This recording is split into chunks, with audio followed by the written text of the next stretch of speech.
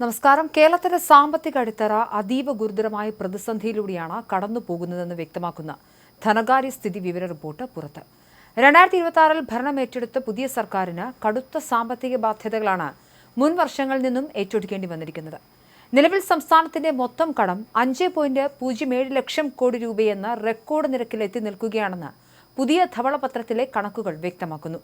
വരുമാനവും ചെലവും തമ്മിലുള്ള വലിയ അസന്തുലിതാവസ്ഥ കാരണം ദീർഘനാളായി തുടരുന്ന ട്രഷറി പ്രതിസന്ധി വരും ദിവസങ്ങളിൽ കൂടുതൽ സങ്കീർണമാകുമെന്ന് തന്നെയാണ് റിപ്പോർട്ട് നൽകുന്ന സൂചന. കഴിഞ്ഞ വർഷത്തെ ട്രഷറി ഇടപാടുകളുടെ കണക്കുകൾ ഖജനാവിന്റെ ദയനീയമായ അവസ്ഥയിലേക്കാണ് വിരൽ ചൂണ്ടുന്നത്.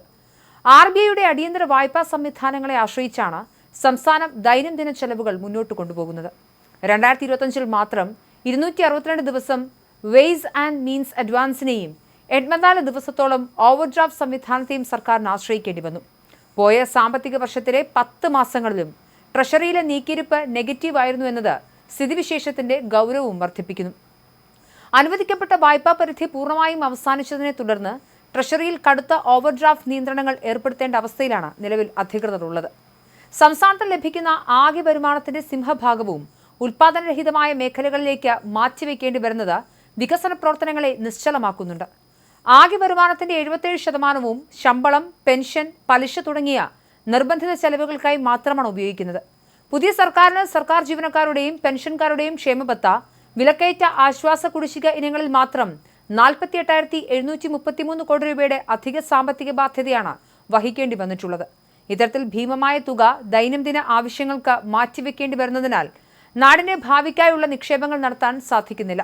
നിലവിൽ അടിസ്ഥാന സൗകര്യ വികസനത്തിനായുള്ള മൂലധന ചെലവിന്റെ കാര്യത്തിൽ ഇന്ത്യയിലെ മറ്റു സംസ്ഥാനങ്ങളെ അപേക്ഷിച്ച് ഏറ്റവും പിന്നിലാണ് കേരളം.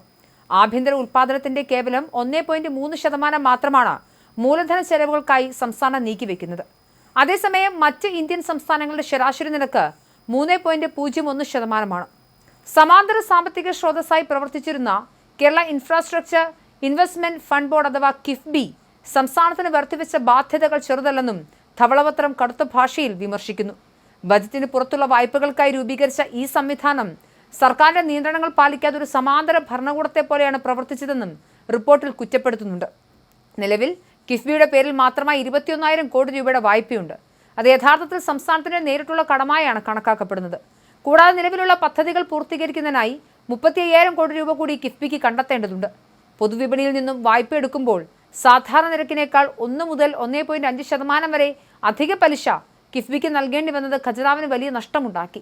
കിഫ്ബി വായ്പകൾ സംസ്ഥാനത്തിന്റെ പൊതുവായ വായ്പാ പരിധിയിൽ കേന്ദ്ര സർക്കാർ ഉൾപ്പെടുത്തിയതും കേരളത്തിന് തിരിച്ചടിയായി മാറുകയായിരുന്നു. പദ്ധതികളുടെ വിതരണത്തിൽ പ്രാദേശികമായ വിവേചനവും അസമത്വവും ഉണ്ടായതായി റിപ്പോർട്ട് ചൂണ്ടിക്കാണിക്കുന്നു. അനുവദിച്ച പദ്ധതികളുടെ ആകെ തുകയുടെ 20% കണ്ണൂർ ജില്ലയിലേക്കാണ് കേന്ദ്രീകരിച്ചത്. തിരുവനന്തപുരത്തിന് 17%, എറണാകുളത്തിന് 11% ഫണ്ട് ലഭിച്ചപ്പോൾ പകുതിയോളം പദ്ധതികളും ഈ 3 ജില്ലകളിൽ മാത്രമായി ഒതുങ്ങി. കൃത്യമായ മാനദണ്ഡങ്ങളോ സുതാര്യതയോ പാലിക്കാതെയാണ് ഫണ്ട് വിനിയോഗം നടന്നത് എന്നാണ് വിലയിരുത്തൽ. പൊതുമേഖലാ സ്ഥാപനങ്ങളുടെ തകർച്ചയും സാമ്പത്തിക നിലയെ മോശമാക്കിയിട്ടുണ്ട്.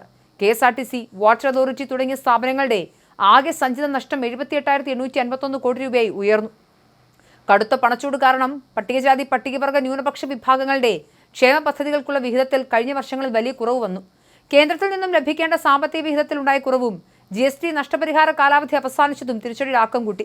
15ാം ധനകാര്യ കമ്മീഷൻ ശുപാർശ പ്രകാരം ലഭിച്ചിരുന്ന റവന്യൂ ഡെഫിസിറ്റ് ഗ്രാന്റ് പൂർണ്ണമായി നിർത്തലാക്കിയത് സംസ്ഥാനത്തിന്റെ വരുമാനത്തിൽ 20,000 കോടി രൂപയുടെ പെട്ടെന്നുള്ള നഷ്ടമുണ്ടാക്കി.